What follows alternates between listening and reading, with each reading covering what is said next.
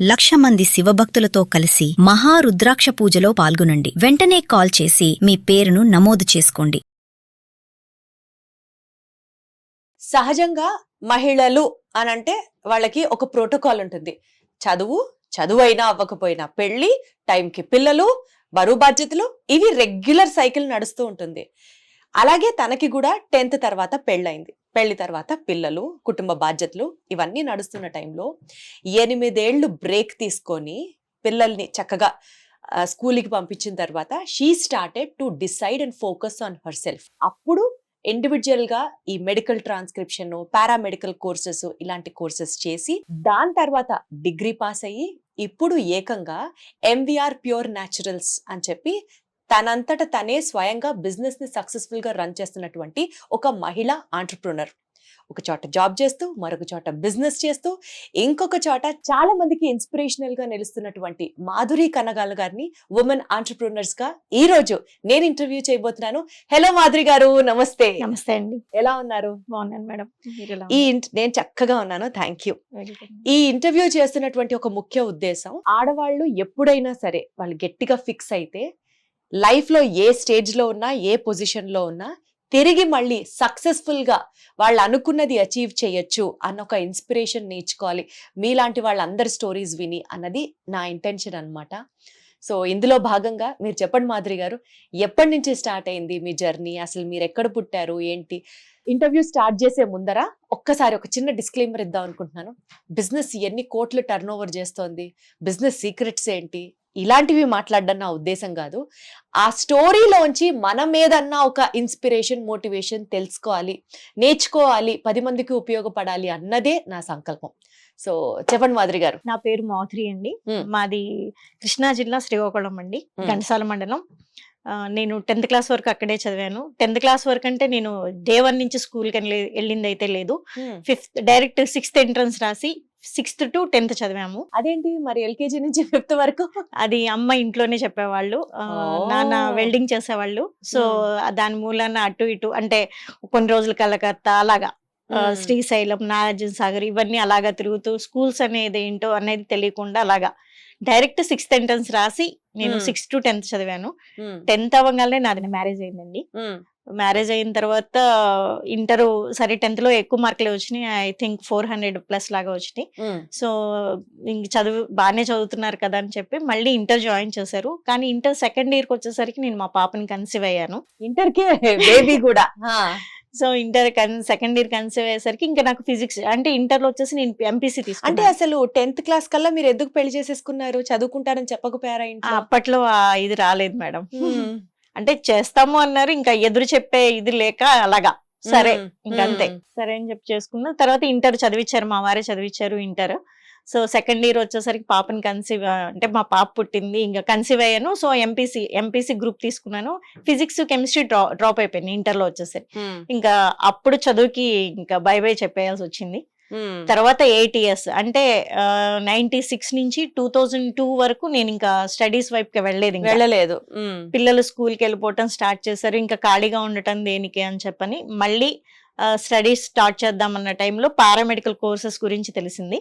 ఆ టైంలో జాయిన్ అయ్యాను మేడం. అంటే అప్పుడు మీకు 10th% బాగా వచ్చింది, ఎంపీసీ జాయిన్ అయ్యారు, ఇంటర్మీడియట్ కంప్లీట్ గా షిఫ్ట్ అయిపోయి పారామెడికల్ వైపుకి ఎందుకు వచ్చారు? ఆ టైంలో నాకు స్టిచ్చింగ్ అంటే ఇంట్రెస్ట్ ఉంది మేడం. స్టిచ్చింగ్ కూడా నేర్చుకుందాం అనుకున్నాను, కానీ స్టిచ్చింగ్ అప్పట్లో అంత ఆదరణ లేదు.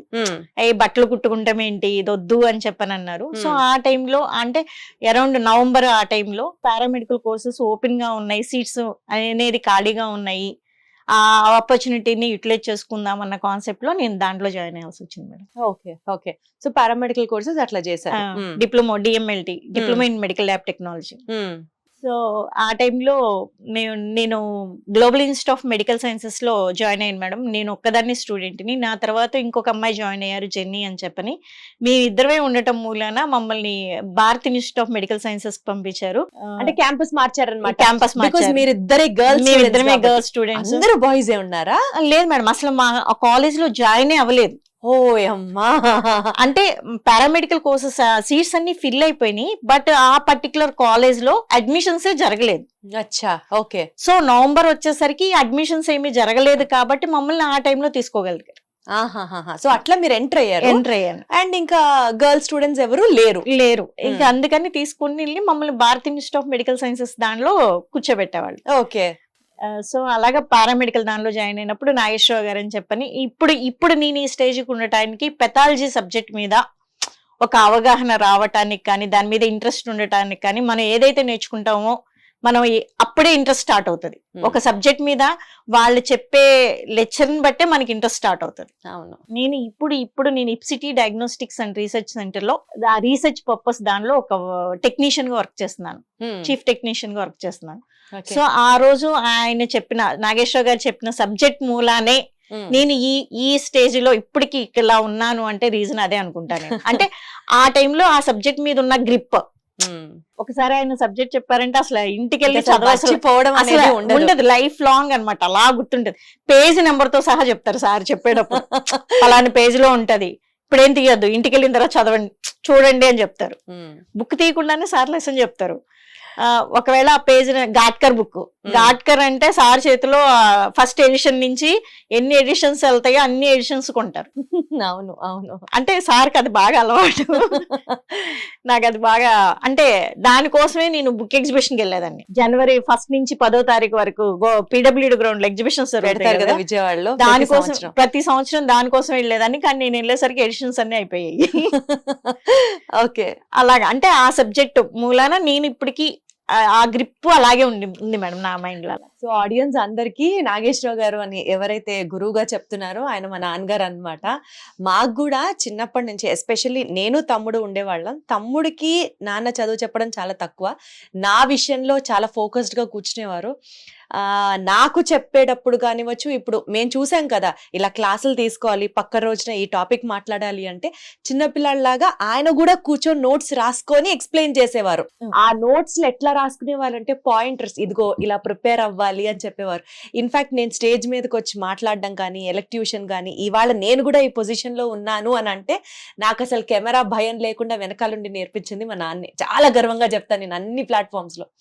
సో డాడీ ఎక్స్ప్లెయిన్ చేశారు అని అంటే, ఎస్పెషల్లీ బయాలజీ కానివ్వచ్చు, సైన్సెస్ రిలేటెడ్, మ్యాథ్స్, నాకు మ్యాథ్స్ అంటే చచ్చే టెన్షన్.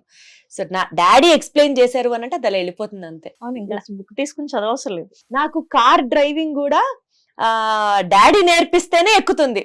అది కొంతమందికి శంఖంలో పోస్తేనే తీర్థం అన్నట్లు డాడీ చెప్తేనే నాకు అది బుర్రలో కూర్చుంటుంది, అలా ట్యూన్ అయిపోయింది బ్రెయిన్. సో అట్లాగా నాకు ఇప్పుడు మా నాన్నగారి గురించి మీరు ప్రస్తావించినప్పుడు యాజ్ హిస్ డాటర్ నాకు కూడా చాలా సంతోషంగా, చాలా గర్వంగా కూడా ఉంది. ఇది ఖచ్చితంగా కట్ చేసి ఈ వీడియో మా నాన్నకు పంపిస్తాను. ఖచ్చితంగా పంపించండి మేడం. సో అట్లాగా మీరు మెడికల్ ల్యాబ్ టెక్నాలజీ కోర్స్ చేశాను. తర్వాత నేను, అంటే ఎలా ఉంటదంటే మేడం నా మెంటాలిటీ, అందరు గుంపులో గోవిందలాగా ఉండకూడదు, నాకంటూ ఒక సపరేట్ ఒక ఐడెంటిఫికేషన్ ఉండాలి అన్న కాన్సెప్ట్ లో అంతకుముందు మణిపాల్ హాస్పిటల్, అంతకుముందు ఇప్పుడున్న మణిపాల్ హాస్పిటల్, అంతకుముందు అపోలో హాస్పిటల్ ఉండేది. మధు గార్డెన్ దగ్గర నుంచి వారధి వరకు నడుచుకుంటా వెళ్ళి అక్కడ బస్ ఎక్కి అక్కడ ఫ్రీ సర్వీస్ చేశాను మేడం. 1 year ఫ్రీగా చేశాను నేను అక్కడ. అక్కడ అన్ని డిపార్ట్మెంట్ లో వర్క్ చేశాను నేను. ఆ ఎక్స్పీరియన్స్ తో 1 year ఫ్రీ ఆఫ్ సర్వీస్ చేయటం మూలన అన్ని డిపార్ట్మెంట్ లో, అదే నేను పే తీసుకున్నాను అంటే గనక ఒక డిపార్ట్మెంట్ లోనే చేయాలి.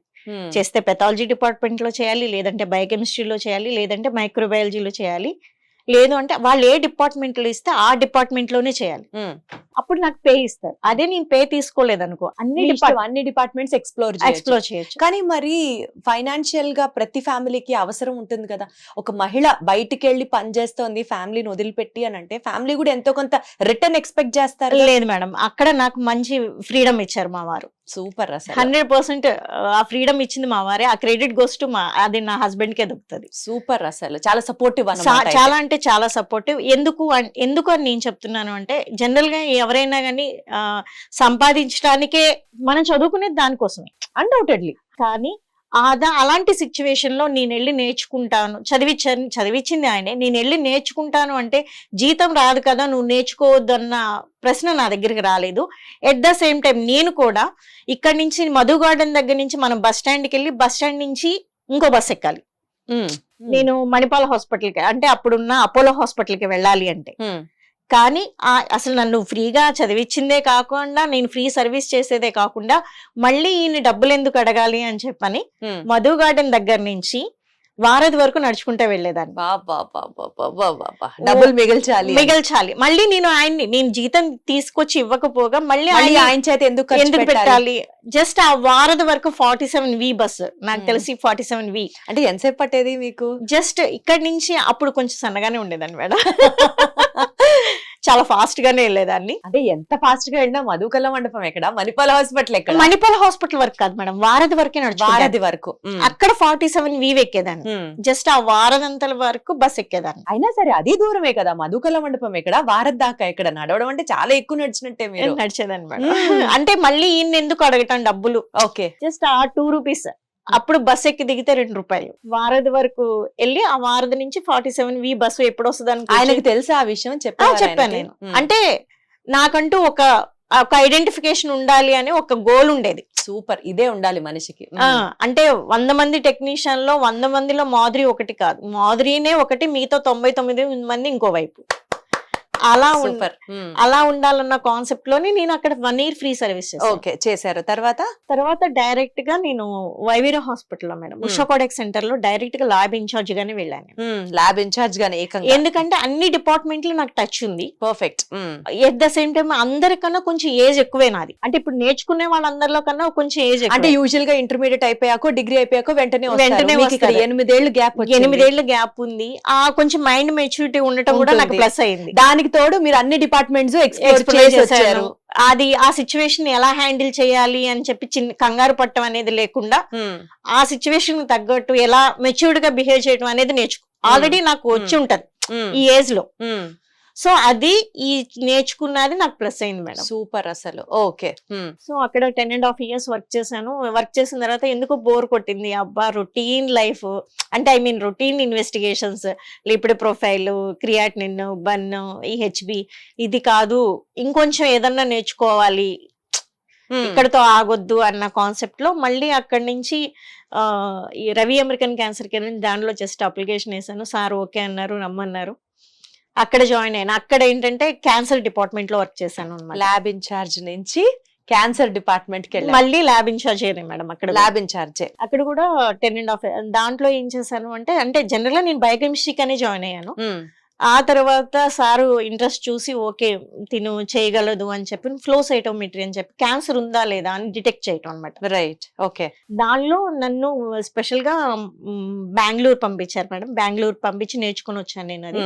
సో ఆ వర్క్ చేస్తాను నేను, ఫ్లో సైటోమెట్రీ మీద వర్క్ చేస్తాను. సో ఇప్పుడు ఫ్లో సైటోమెట్రీకి సంబంధించి మీరు వర్క్ చేస్తున్నారు. అవును మేడం. అంటే మీరు ఒక పక్క జాబ్ చేస్తున్నారు, నాకు క్లారిటీ వచ్చింది. మరి మీరు బిజినెస్ కూడా ఏదో చేస్తున్నారు?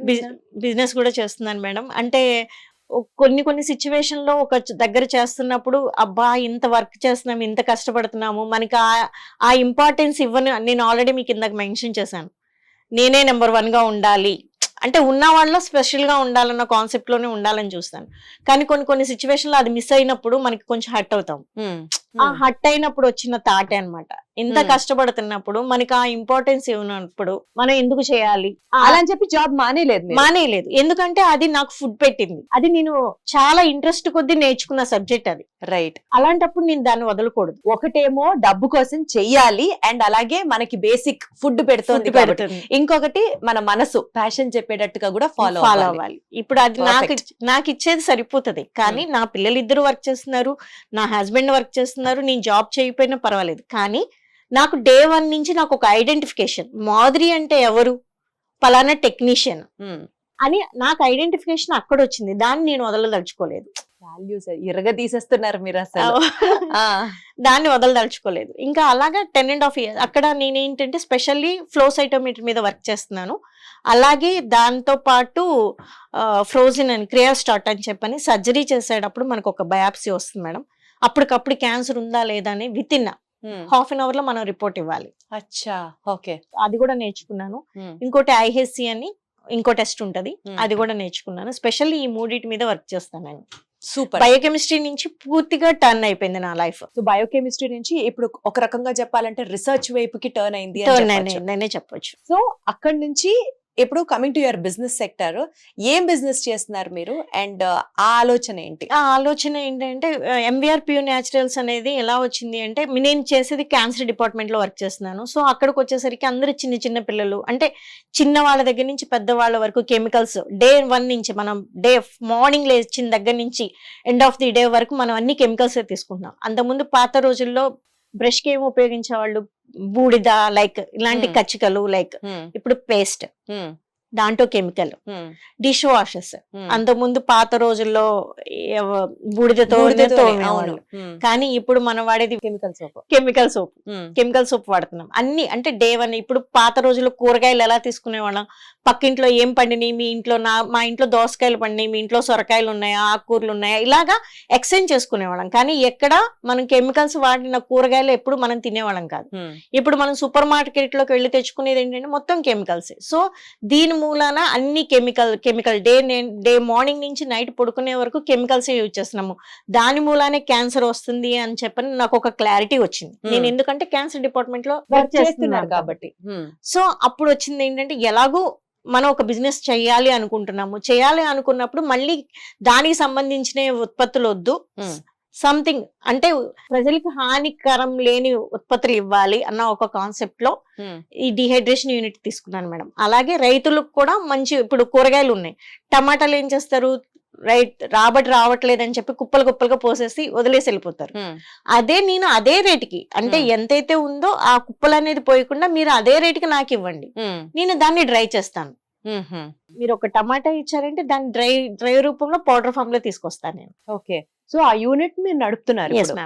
ఓకే, సో ఇప్పుడు మీ కంపెనీ గురించి తెలుసుకున్నాను కాబట్టి ఒక లేడీగా మీరు బిజినెస్ చెయ్యాలి అన్న ఆలోచన రావడమే ఫస్ట్ ఆఫ్ ఆల్ అసలు అది సూపర్.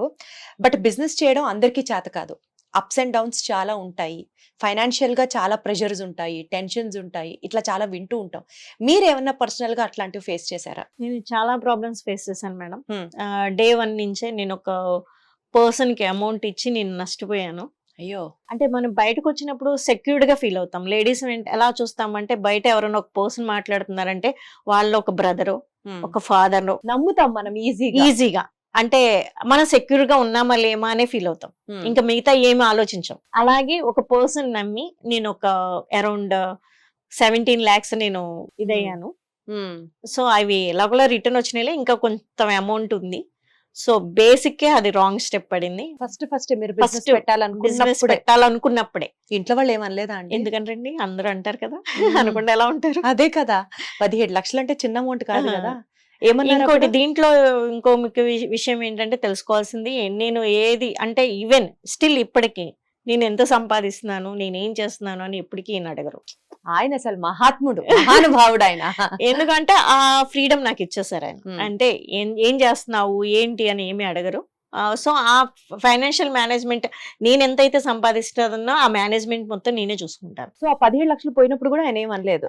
చెప్పారు, నీకు ఇలాంటివి తెలుస్తుంది, నీకు తెలియలేదు, తెలుస్తుందిలే అని చెప్పి కొంచెం సపోర్ట్ చేశారు. ఏం కావాలి ఏంటి, పలానా వాళ్ళని కలు, ఇది మరి ఎవరు మిమ్మల్ని మాటలు అన్నారు? ఆ మాటలు అనేది ఏమీ లేదు. అంటే జనరల్ గా వస్తుంది కదా మేడం, అక్కడ ఎందుకు మాటలు ఎందుకు అన్నారు అంటే, నేను ఎవరికైతే అమౌంట్ ఇచ్చానో తన ఐపీ పెట్టేసి తను ఇంటికి తీసుకొచ్చి నాకు వాల్ పేపర్ అంటే ఇచ్చాడు అనమాట.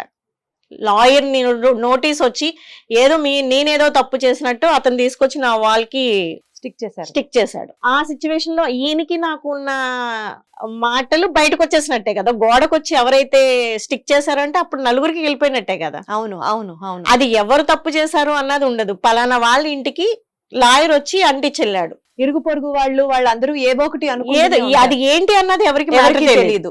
లాయర్ వచ్చి నోటీస్ అంటించెళ్ళాడు. ఎవరి పేరు మీద ఉంది, మాధురి పేరు మీద ఉంది. సో ఇప్పుడు మీ గురించి కూడా తప్పుగా అనుకునే అవకాశాలు ఉన్నాయి. మరి అది డిప్రెస్ అయ్యారా అప్పుడు? ఎందుకు అవుతుంది, చాలా డిప్రెషన్ లేని. కానీ అప్పుడే అనుకున్నాను, ఎక్కడైతే పోగొట్టుకున్నానో అక్కడే నేను నిలబడాలి. ఇప్పుడు వాళ్ళు అలా నేను అక్కడ లేదు, ఆ డబ్బులు ఇచ్చేసి నేను బయటకు వచ్చేసాను అంటే నా గురించి ఎవరికి తెలియదు. అక్కడ నాలాంటి వాళ్ళు చాలా మంది అవుతారు. లేదు నేను అక్కడే ఉండి బిజినెస్ చేయాలని డిసైడ్ అయ్యాను. ఇప్పుడు నేను ఈ రింగ్ ఇక్కడ పోగొట్టుకున్నాను, ఇక్కడే వెతకాలి. ఆ ప్లేస్ లో వెళ్ళి ఎతికితే దొరకదు కదా. అంతే కదా, సింపుల్. సో నేను అక్కడ నష్టపోయాను, నేనేంటో ఇక్కడ చూపించాలి. అంటే ఈ ఎంవీఆర్ ప్యూర్ న్యాచురల్స్ మీరు స్టార్ట్ చేసినప్పుడు జరిగినటువంటి ఇన్సిడెంట్, మీరు అక్కడే బిజినెస్ చేసి 10 మందికి మీరు ఎవరో చూపించాలి అన్న కాన్సెప్ట్ మీకు అప్పుడు అప్పుడు standard స్ట్రాంగ్ గా ఉమ్. జనరల్ గా ఆ సిచ్యువేషన్ లో ఏమంటారు, అమ్మో, ఇంకా ఏమవుతారు? బిజినెస్ వద్దు ఏమొద్దు ఏమొద్దు ప్యాకప్ అంటారు. సహజ 90% అదే, నేనైతే అదే చేస్తాను. అంతే కదా. అంతే. కానీ అలా కాదు. అప్పుడున్న సిచ్యువేషన్ లో ఏంటంటే రెంట్ కూడా తీసేసుకున్నాను. ఆ రెంట్ కూడా నన్ను ఆయనే అన్నమాట కట్టేసే అమ్మ కట్టేసే అని చెప్పని తక్కువగా ఇచ్చిన దాన్ని ఎక్కువగా ఇచ్చేసి స్పాట్ లో అమౌంట్ కట్టిచ్చేసేసి వాళ్ళ దగ్గరకు కూడా వెళ్ళి లేదు ఎంఐని ఖాళీ చేయించేసేయండి, వద్దు మీరు ఎంఐని ఖాళీ చేయించేసేయండి, నేను అంతకన్నా అమౌంట్ ఎక్కువ ఇచ్చేసి నేను మీరు వేరే వాళ్ళని అంటే మిమ్మల్ని తీసుకొస్తాను. ఇబ్బంది కూడా పెట్టారు, ఇబ్బంది డబ్బులు మోసం చేయడం కాకుండా. మళ్ళీ అదే పర్సన్ ఈ అమ్మాయిని రెంట్ నుంచి తీసేయండి, నేను ఇంతకన్నా ఎక్కువ రెంట్ ఇప్పించే వాళ్ళని తీసుకొచ్చి పెడతాను అన్నప్పుడు నేను అన్నాను, మీకు నాకు 8 years అగ్రిమెంట్ ఇచ్చారు సార్ మీరు, నేను మీకు రెంట్ కట్టనప్పుడు ఎంత ఉండేదండి రెంట్? 25K 25,000 నెలకి. మీకు రెంట్ కట్టనప్పుడు మీరు నా గురించి మాట్లాడాలి. నేను రెంట్ కడుతున్నాను కదా, రెంట్ కడుతున్నప్పుడు మీరు ఖాళీ చేసేయండి, నా గురించి మీరేం పెయిన్ తీసుకోవసరం లేదు, క్లియర్ గా కూర్చొని మాట్లాడుకుందాం ఏంటి అంటే అప్పుడు ఆయన చెప్పిన మాట అది, మేడం నాకు మిమ్మల్ని ఖాళీ చేయించాలన్న ఉద్దేశం అయితే లేదు, ఆయన వెనకాల నుంచి చేయిస్తున్నారు, దాని మూలానే నేను మిమ్మల్ని అంటున్నాను, లేకపోతే నాకు ఆ ఉద్దేశం అయితే ఏమీ లేదు మేడం, యువర్ విష్, మీరు ఉండాలంటే ఉండండి, కాకపోతే మీకు బర్డెన్ అయిపోతుందేమో అని నేను తన మాట వినాల్సి వచ్చింది, అంతే, అంతమించి ఏమీ లేదు. నిజంగా అప్పుడు బర్డెన్ అయిందా మరి? బర్డెనే కదా మేడం, చాలా బర్డెన్. మరి నా అది ఎలా salary- హ్యాండిల్ చేశారు? నా శాలరీ తీసుకుని వెళ్ళి అలా కడతా ఉండేదాని అనమాట. మా పాప జాబ్ చేస్తుంది అలాగా. సో తన జీతం మీ జీతం స్లోగా స్లోగా ఇవాళ మీ కంపెనీ స్టాండ్ అయిందా? స్టాండ్ అయింది మేడం. మీ యూనిట్ నడుస్తుందా సక్సెస్ఫుల్ గా? సక్సెస్ఫుల్ గానే నడుస్తుంది. బట్ ఇప్పుడు ఏంటంటే B2B కాదు B2C రావాలనుకుంటున్నాను, డైరెక్ట్ గా కస్టమర్ దగ్గరికి రావాలనుకుంటున్నాను. ఇప్పుడు మీ క్లయింటేల్ ఎవరు? ప్రెసెంట్ అయితే నేను బెంగళూరు ఒకటి, కలకత్తా ఒకటి, ముంబై ఒకటి పంపించాను. జస్ట్ ఊరికి అంటే B2B అంటే బల్క్ వెళ్ళిపోతాయి మేడం. అచ్చా. మ్యాంగో, అరటి, టమాటా, కాకర ఇవన్నీ బల్క్ వెళ్ళిపోతాయి. అంటే ఈ పౌడర్స్, ఇవి వెజిటబుల్స్ మనం పౌడర్ చేసి వాళ్ళకి పంపించడం వల్ల ఏంటి బెనిఫిట్ ఏంటి? దాన్ని ఎలా వాడుకుంటారు? అల్లం వెల్లుల్లి ఉంది.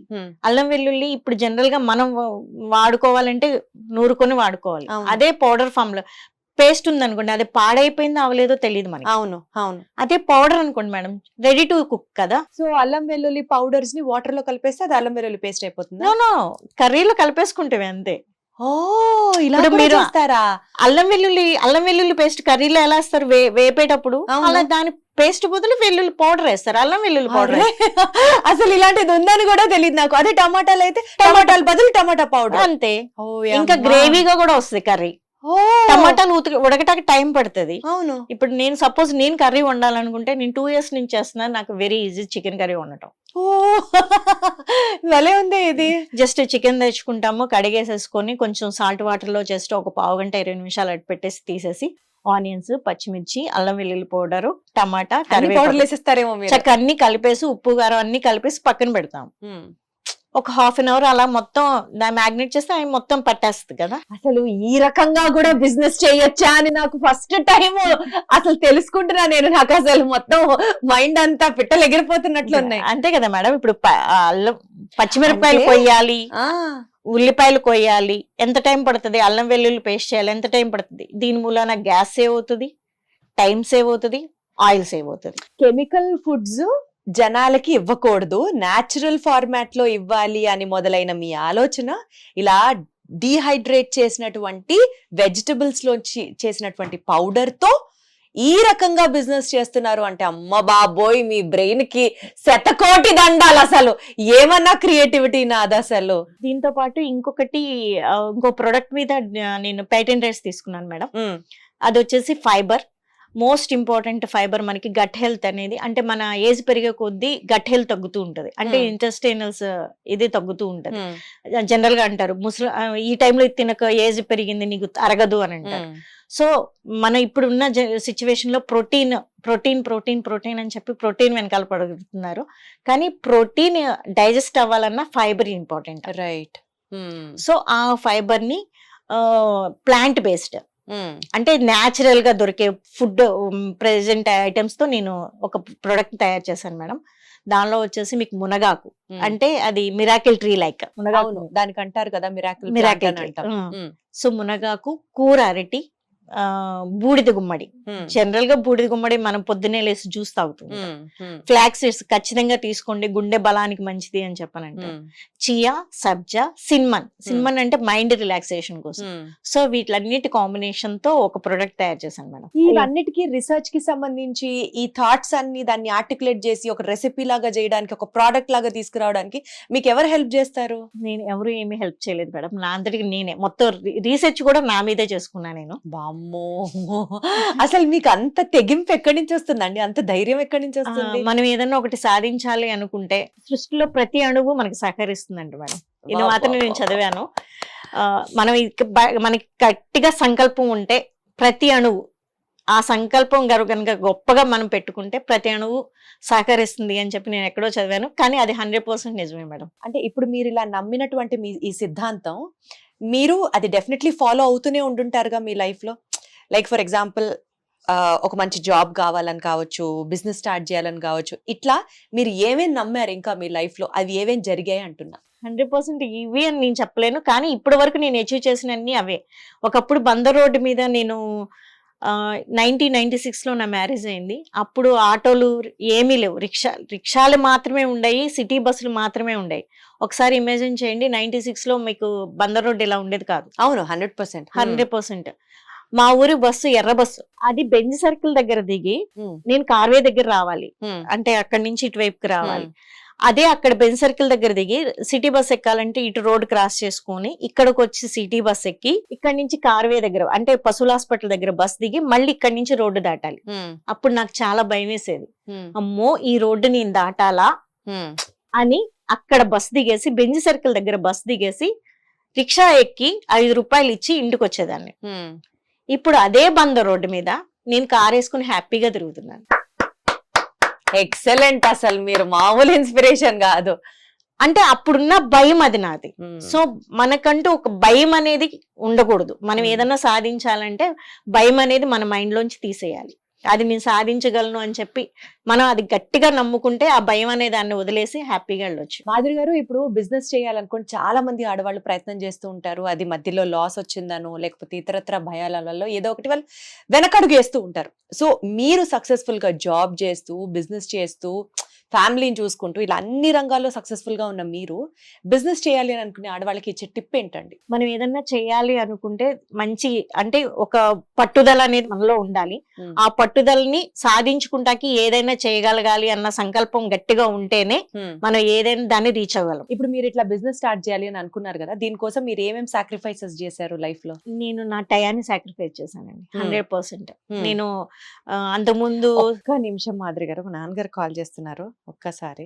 హలో డాడీ, నేను ఇంటర్వ్యూలో ఉన్నాను, మాధురి గారు మీ స్టూడెంట్ అంట, ఆవిడ ఒకసారి నీతో మాట్లాడుతున్నా అన్నారు. పెథాలజీ స్టూడెంట్, అసలు ఎంత అద్భుతంగా చెప్పారో, పెథాలజీ నువ్వు ఎంత బాగా చెప్తావు అని. ఒక్క నిమిషం, వీడియో రికార్డింగ్ లో ఉంది, ఇస్తున్నాను మాధురి గారికి.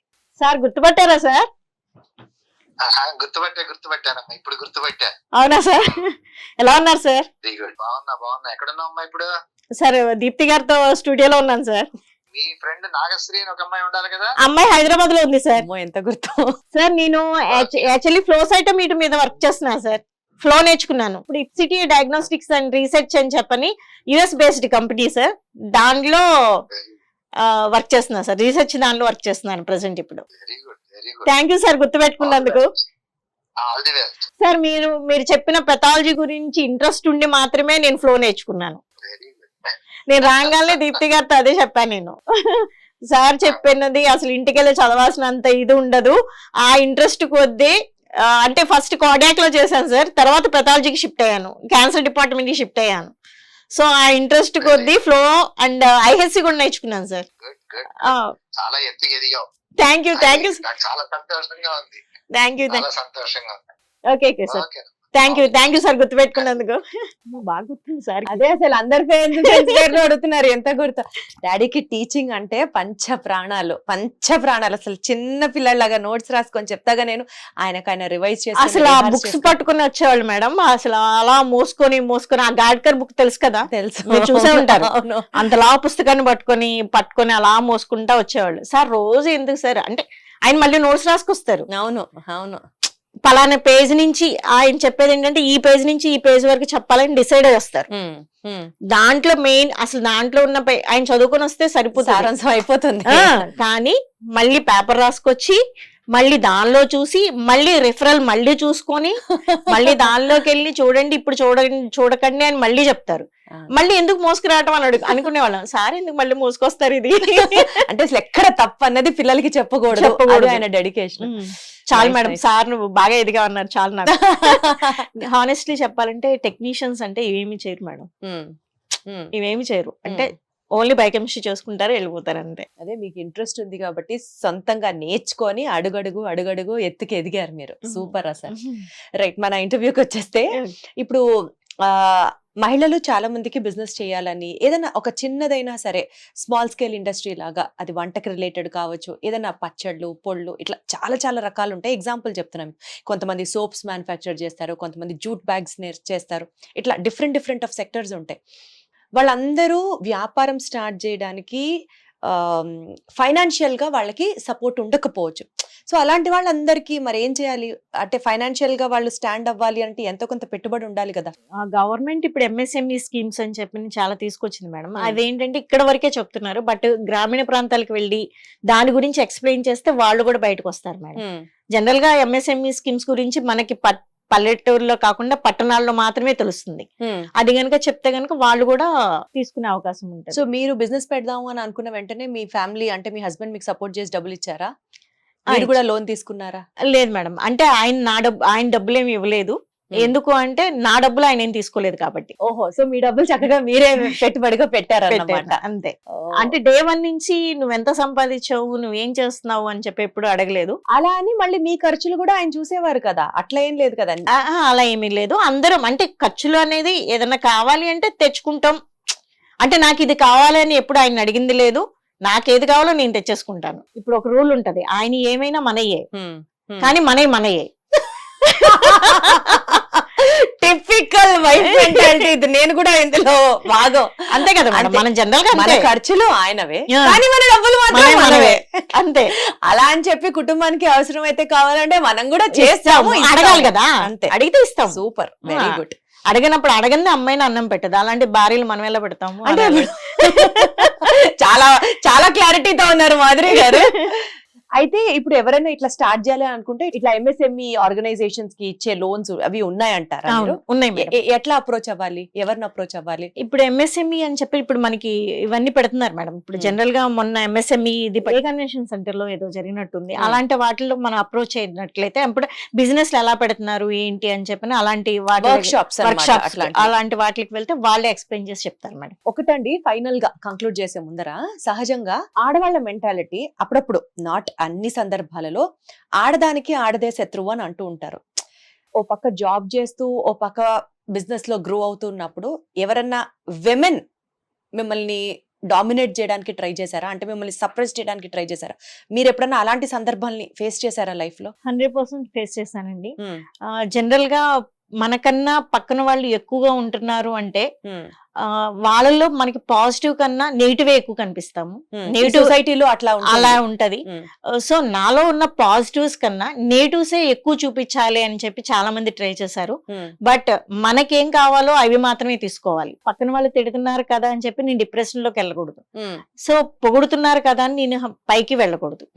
నీకేం కావాలి, ఆ సిచ్యువేషన్ లో మనకేం కావాలి, హ్యాపీగా ఉండటం కావాలి, పక్కన వాళ్ళ గురించి మర్చిపోవాలి. అది ఆ స్థిత ప్రజ్ఞత అందరికీ రాదేమో మాధురి గారు, మీరు ఎలా దాన్ని అలవాటు చేసుకున్నారు? అది ఎలా, మీకు ఎప్పుడు అసలు ఏడుపు రాదా, బాధ రాదా?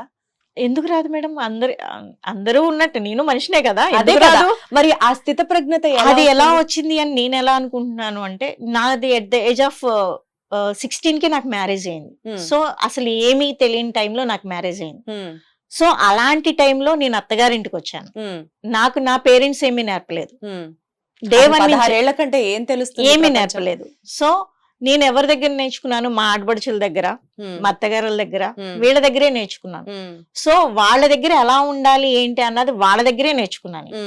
ఏం కావాలి ఏం వద్దు, ఏది కావాలో ఎంత వరకు తీసుకోవాలో అంతే తీసుకుంటే లైఫ్ హ్యాపీగా ఉంటది. ఇప్పుడు అర్జెంట్ గా మనకు ఒక సన్మానం చేసి బెస్ట్ ఆంటర్‌ప్రెన్యూర్ అవార్డ్ అని హస్బెండ్ ఇవ్వాలి అని ఎక్స్పెక్టేషన్ ఉండకూడదు. లైఫ్ లో మిమ్మల్ని చూస్తే నాకు అది అర్థం నాకు అర్థమైంది ఏంటంటే ఇప్పుడు నేను నాకు ఇది కావాలి అనుకున్నాను అనుకోండి, అది వస్తే వస్తుంది, లేకుంటే లేదు. రాకపోతే ఓకే, దీనికన్నా మంచిది ఉందేమో, అక్కడితో హ్యాపీగా ఫీల్ అవుతాను. అయ్యో అది మిస్ అయిపోయింది, అది మిస్ అయిపోయినందుకు బాధపడను. ఓకే, దీనికన్నా మంచిదే ఉందేమో, అందుకే ఇది రాలేదేమో అని ఫీల్ అవుతాను. అదే నేను అనుకున్నది వచ్చేసింది అనుకో, అక్కడితో నాకు హ్యాపీనెస్ ఫిల్ అయిపోతుంది. ఇంకో దానికి నేను వెళ్ళలేను. రైట్. అది రాలేదు అని నేను కుంగిపోను.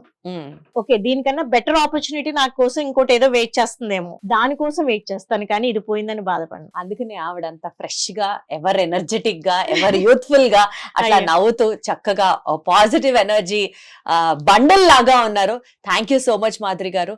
చాలా విషయాలు మీ పర్సనల్ స్పేస్ లోంచి మా అందరితో షేర్ చేసుకున్నారు. చాలా మందికి లైఫ్ ఏంటి ఇంత కష్టంగా ఉంది, నా లైఫ్ ఇక్కడతో ముగిసిపోతుందా అని అనుకునే వాళ్ళు ఇలాంటి ఇన్స్పిరేషనల్ స్టోరీస్ చూసి ఇన్స్పైర్ అయ్యి మంచిగా వాళ్ళ లైఫ్ ను కూడా రీషేప్ చేసుకోవాలని కోరుకోవడంతోనే ఇట్లా మిమ్మల్ని ఇంటర్వ్యూ చేయడం జరిగింది. Thank you so much. Thank you ma'am.